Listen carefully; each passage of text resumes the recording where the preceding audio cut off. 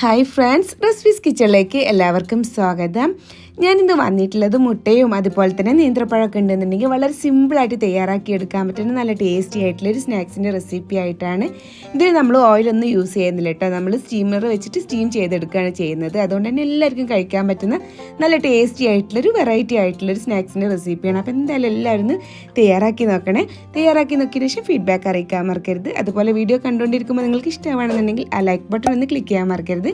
Channel subscribe ചെയ്തിട്ടില്ല എന്നുണ്ടെങ്കിൽ ഒന്ന് സബ്സ്ക്രൈബ് ചെയ്ത് സപ്പോർട്ട് ചെയ്യാനും കൂടെ മറക്കരുത്. അതുപോലെ ഫേസ്ബുക്കിലാണ് കാണുന്നതെന്നുണ്ടെങ്കിൽ ഫേസ്ബുക്ക് പേജ് ഒന്ന് ഫോളോ ചെയ്യാനും കൂടെ മറക്കരുത് കേട്ടോ. അപ്പോൾ എങ്ങനെയാണ് തയ്യാറാക്കി എടുക്കുന്നത് എന്നുള്ളത് നോക്കാം.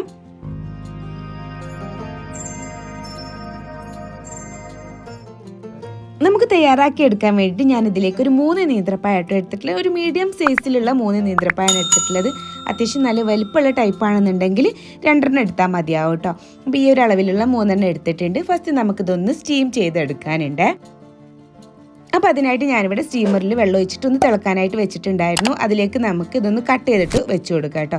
അപ്പോൾ ഞാൻ പകുതിയാക്കിയിട്ട് ഇതുപോലെ ഒന്ന് കട്ട് ചെയ്തെടുത്തിട്ടുണ്ട്. ഇതുപോലെ അങ്ങ് വെച്ച് കൊടുക്കുകയാണ്. ഇനി ഇത് അടച്ച് വെച്ചിട്ട് നമുക്ക് ഒരു 10 മിനിറ്റോളം കേട്ടോ. അപ്പോഴേക്ക് തന്നെ ഇത് നന്നായിട്ട് കുക്കായിട്ട് വരും. ഇപ്പോൾ അതാ 10 മിനിറ്റൊക്കെ ആയിട്ടുണ്ട് കേട്ടോ. പഴമൊക്കെ നന്നായിട്ട് വെന്തിട്ട് ഇങ്ങനെ സൈഡൊക്കെ ഇങ്ങനെ പൊട്ടി വന്നിട്ടുണ്ട്. ഈ ഒരു രീതിയിലായാൽ ഫ്ലെയിം അങ്ങ് ഓഫ് ചെയ്തിട്ട് ജസ്റ്റ് ഒന്നങ്ങ് തണുത്ത് വന്നതിന് ശേഷം നമുക്കിതിലേക്ക് ഒന്ന് മാറ്റിയെടുക്കാം. ഇപ്പോൾ അതൊന്ന് തണുത്ത് വന്നതിന് ശേഷം അതിൻ്റെ ആ ഒരു തൊലിയൊക്കെ ഒന്ന് മാറ്റിയെടുത്തതിന് ശേഷം ഞാൻ ഇതുപോലെ ഒന്ന് നന്നായിട്ട് അങ്ങ് ഉടച്ചെടുക്കുകയാണ് കേട്ടോ. നേരെ ചൂടോടെ കൂടിയിട്ട് തന്നെ പെട്ടെന്ന് ഇങ്ങനെ ഒന്ന് കുത്തി ഉടച്ചെടുത്താൽ മതി. അങ്ങനെ ആകുമ്പോൾ പെട്ടെന്ന് തന്നെ അങ്ങ് ഉടഞ്ഞ് വന്നോളൂ കേട്ടോ. നന്നായിട്ട് ഒരു ഫോർക്കോ അല്ലാന്നുണ്ടെങ്കിൽ എന്തെങ്കിലും തവിയോ അങ്ങനെ എന്തെങ്കിലും യൂസ് ചെയ്തിട്ട് നന്നായിട്ട് ഇതുപോലെ അങ്ങ് ഉടച്ചെടുത്താൽ മതിയേ.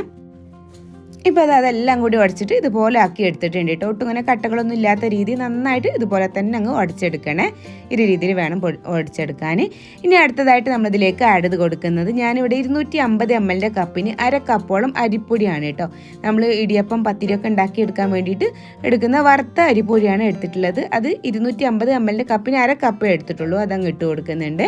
അതിൻ്റെ കൂടെ തന്നെ ഒരു 1/4 ടീസ്പൂണിൻ്റെ മുകളിൽ കണ്ട് ഏലക്ക പൊടിച്ചിട്ടുള്ളതും പിന്നെ ഒരു 1/4 ടീസ്പൂണിൻ്റെ അടുത്ത് കണ്ടിട്ട് തന്നെ ഉപ്പും കൂടി ഇട്ട് കൊടുക്കുന്നുണ്ട്.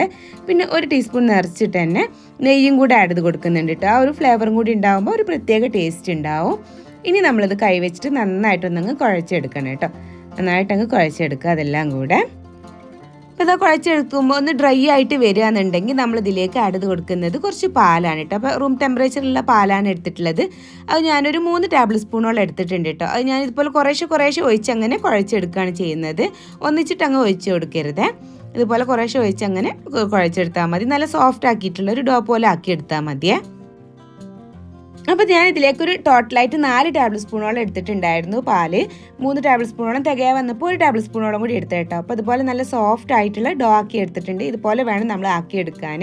വെള്ളം കമ്മി ഉണ്ടെന്നുണ്ടെങ്കിൽ നമ്മൾ പാല് ഒഴിച്ച് കൊടുത്ത് അങ്ങനെ മിക്സ് ചെയ്ത് കുഴച്ചെടുത്താൽ മതി. ഇനി നമുക്കിത് ഒന്ന് റെസ്റ്റ് ചെയ്യാനായിട്ട് വെക്കാം. അപ്പോഴേക്ക് ഇതിലേക്കുള്ള ഫില്ലിങ്സ് എങ്ങനെയാണ് റെഡിയാക്കി എടുക്കുന്നത് എന്നുള്ളത് നോക്കാം.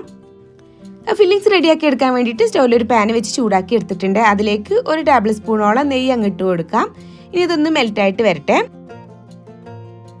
അതൊന്ന് മെൽറ്റായിട്ട് വന്നാൽ 1 ടേബിൾ സ്പൂണോളം തന്നെ കാഷ്നട്ട് ഒന്ന് ചെറുതായിട്ടൊന്ന് കട്ട് ചെയ്തെടുത്തിട്ടുള്ളതാണ്. അതിട്ട് കൊടുത്തിട്ട് നന്നായിട്ടൊന്നങ്ങ് റോസ്റ്റ് ചെയ്തെടുക്കാം. അതൊന്ന് റോസ്റ്റ് ആയിട്ട് വന്നാൽ അതിലേക്ക് 1 ടേബിൾ സ്പൂണോളം തന്നെ ഉണക്കമുന്തിരിയും കൂടി ഇട്ട് കൊടുത്തിട്ട് ഒന്നങ്ങ് റോസ്റ്റ് ചെയ്തെടുക്കാം.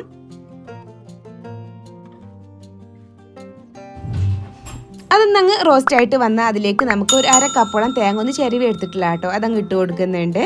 എന്നിട്ട് നന്നായിട്ടൊന്നങ്ങ് റോസ്റ്റ് ചെയ്തെടുക്കാം അതെല്ലാം കൂടെ. അപ്പോൾ അതൊന്ന് റോസ്റ്റാക്കി എടുത്തിട്ടുണ്ട് കേട്ടോ. ഇനി ഇതിലേക്ക് മധുരത്തിന് ആവശ്യമായിട്ടുള്ള പഞ്ചസാര ആഡ് ചെയ്ത് കൊടുക്കാം. ഞാനിപ്പോൾ ഒരു 3 ടേബിൾ സ്പൂണോളം പഞ്ചസാര ആഡ് ചെയ്ത് കൊടുക്കുന്നുണ്ട്. പിന്നെ ഒരു 1/4 ടീസ്പൂണോളം ഏലക്ക പൊടിച്ചതും കൂടി ഇട്ട് കൊടുക്കുന്നുണ്ട്. എന്നിട്ട് നന്നായിട്ട് അതെല്ലാം കൂടെ ഒന്നങ്ങ് റോസ്റ്റ് ചെയ്തെടുക്കാം. ആ ഒരു പഞ്ചസാരക്ക് ഒന്നങ്ങ് മെൽറ്റായിട്ട് വരട്ടെ കേട്ടോ. ഇനി കൂടുതലായിട്ട് മധുരം വേണമെന്നുണ്ടെങ്കിൽ നമുക്ക് പഞ്ചസാരയുടെ അളവ് കൂട്ടിയിട്ടിടാം. ഇത് അധികം മധുരം ഉണ്ടാവില്ല കേട്ടോ. ഒരു മീഡിയം മധുരം ഉണ്ടാവുള്ളൂ. ആ ഒരു പഞ്ചസാരക്ക് ഒന്നങ്ങ് മെൽറ്റായിട്ട് വന്നാൽ നമ്മൾ അടുത്തതായിട്ട് ചെയ്തെടുക്കുന്നത് ഈ ഒരു തേങ്ങയൊക്കെ ഒന്ന് റോസ്റ്റ് ചെയ്തെടുത്തിട്ടുണ്ടല്ലോ. അതൊക്കെ ഒന്ന് സൈഡിലോട്ട് ഇതുപോലെ ഒന്ന് ആക്കി കൊടുത്തതിന് ശേഷം നമുക്ക് ഈ സെൻറ്ററിലോട്ട് ഒരു 3 കോഴിമുട്ട കേട്ടോ. അത് നമുക്ക് ഇതിലേക്ക് അങ്ങ് ഒഴിച്ചു കൊടുക്കാം. ഇനി താഴ്ഭാഗം ഒന്ന് ജസ്റ്റ് ഇങ്ങനെ ഒന്ന് ടൈറ്റായി വന്നു കണ്ടാൽ ഇതുപോലെ ഒന്നിങ്ങനെ പതുക്കെ അങ്ങനെ മിക്സ് ചെയ്ത് കൊടുക്കുക കേട്ടോ.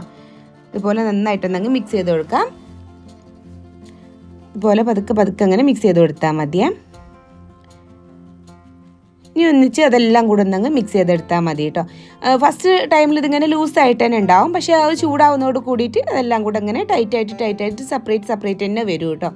അപ്പോൾ ഒരു മീഡിയം ഫ്ലെയിമിൽ വെച്ചിട്ട് നമ്മളിതുപോലെ നന്നായിട്ട് അങ്ങ് മിക്സ് ചെയ്ത് കൊടുത്താൽ മതി. തീ കുറച്ച് ഇടാൻ പാടില്ല, കുറച്ച് കൂട്ടിയിട്ട് തന്നെ അങ്ങ് ഇട്ട് കൊടുത്താൽ മതി കേട്ടോ. അപ്പോൾ ഇതാ ഇതുപോലെ നന്നായിട്ട് ഓരോന്നായിട്ട് ഇങ്ങനെ സെപ്പറേറ്റ് തന്നെ കിട്ടിയിട്ടുണ്ട് കേട്ടോ. ഈ രീതിയിൽ തന്നെ നമുക്ക് കിട്ടും. തീ ഒന്ന് കൂട്ടിയിട്ട് ഇങ്ങനെ ചെയ്തെടുക്കുകയാണെന്നുണ്ടെങ്കിൽ ഇനി നമുക്ക് ഫ്ലെയിം ഓഫ് ചെയ്തിട്ട് ഇത് തണുക്കാനായിട്ട് ഒരു സൈഡിലോട്ട് അങ്ങ് മാറ്റി വെക്കാം. ഇനി ഇതാ നമ്മുടെ ഈ ഒരു നേന്ത്രപ്പഴത്തിൻ്റെ കൂട്ടുണ്ടല്ലോ, അതങ്ങ് എടുത്തിട്ട് നമുക്ക് ഇത് 2 പാർട്ടായിട്ട് സെപ്പറേറ്റ് അങ്ങ് മാറ്റിയെടുക്കാം. രണ്ടും ഒരേപോലെ അങ്ങ് എടുത്താൽ മതി കേട്ടോ. ഒരേപോലെ ഈക്വലായിട്ട് തന്നെ എടുക്കാം.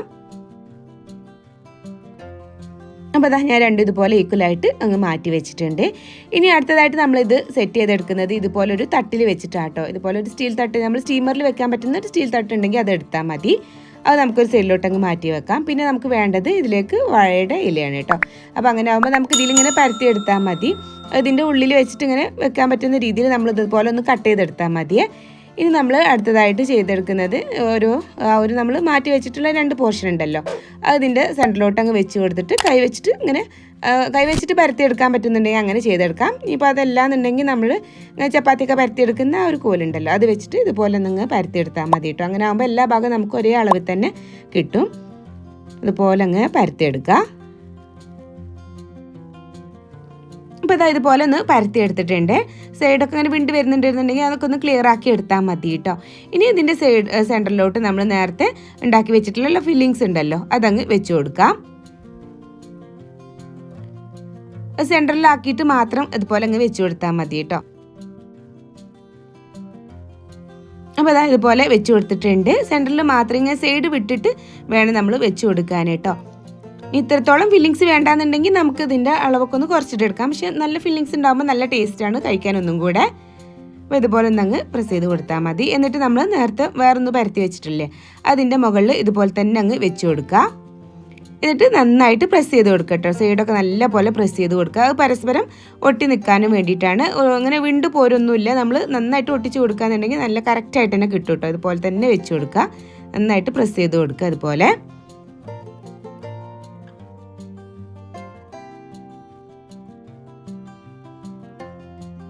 ഇപ്പോൾ അതാ ഞാൻ ആ ഒരു തട്ടിലോട്ട് ഇതുപോലെ അങ്ങ് വെച്ച് കൊടുത്തിട്ടുണ്ട് കേട്ടോ. ഇനി പതുക്കെ മുകളിലത്തെ വേണമെന്നെങ്കിൽ ഇതുപോലെ ഒന്നങ്ങ് എടുത്ത് നോക്കാം.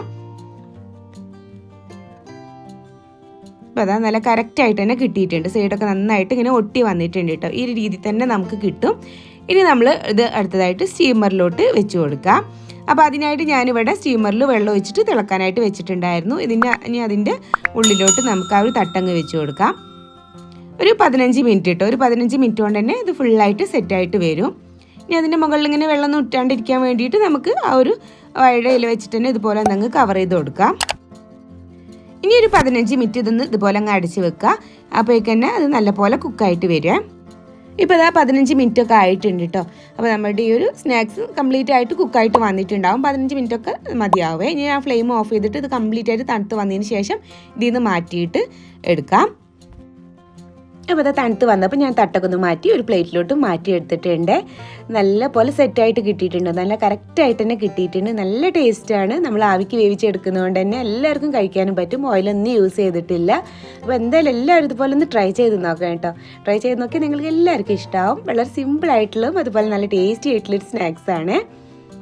അപ്പോൾ നമ്മൾ വെറൈറ്റി ആയിട്ടുള്ള നല്ല ടേസ്റ്റി ആയിട്ടുള്ള ഒരു സ്നാക്സ് ഇവിടെ റെഡി ആയിട്ട് വന്നിട്ടുണ്ട്. അപ്പോൾ എന്തായാലും എല്ലാവരും ഒന്ന് ട്രൈ ചെയ്ത് നോക്കി അതിൻ്റെ ഫീഡ്ബാക്ക് അറിയിക്കാൻ മറക്കരുത്. അതുപോലെ തന്നെ നിങ്ങൾക്ക് ഈ ഒരു വീഡിയോ ഇഷ്ടമായിട്ടുണ്ടെങ്കിൽ നിങ്ങളുടെ ഫ്രണ്ട്സും റിലേറ്റീവ്സ് ആയിട്ടൊക്കെ ഒന്ന് ഷെയർ ചെയ്യാനും നിങ്ങളുടെ ഫീഡ്ബാക്ക് കമൻറ്റ് അറിയിക്കാനും മറക്കരുത്. അപ്പോൾ ഇൻഷാ അല്ലാഹ് ഇനി മറ്റൊരു വീഡിയോ ആയിട്ട് വരുന്നവരേക്കും ബൈ. Thank you. അസ്സലാമു അലൈക്കും.